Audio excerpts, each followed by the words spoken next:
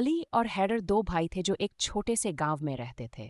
दोनों को खेलने कूदने का बहुत शौक था, लेकिन नमाज पढ़ने में उनकी कोई दिलचस्पी नहीं थी। उनके अब्बू हमेशा उन्हें नमाज पढ़ने की ताकीद करते, लेकिन वह कभी कभार ही नमाज पढ़ते थे।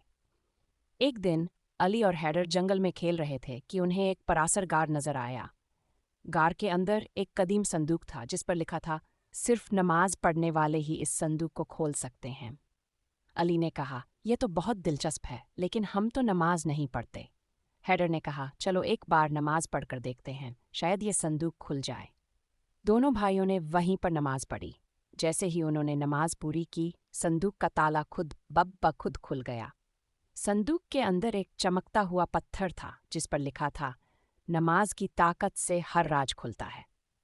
अली और हैदर हैरान रह गए। उन्होंने संदूक से पत्थर निकाला और अचानक गार के अंदर रोशनी फैल गई। एक आवाज़ आई, मुबारक हो, तुमने नमाज की ताकत को समझ लिया है।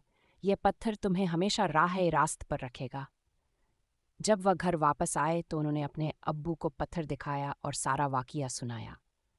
अब्बू ने मुस्कुराकर कहा, बेटा, नमाज ही वह ताकत है जो हमें हर मुश्किल से निकालती है। सबक, नमाज हमें न सिर्फ अल्लाह के करीब करती है, बल्कि यह हमारे दिल को रोशन करती है और हमें हर मुश्किल से बचाती है।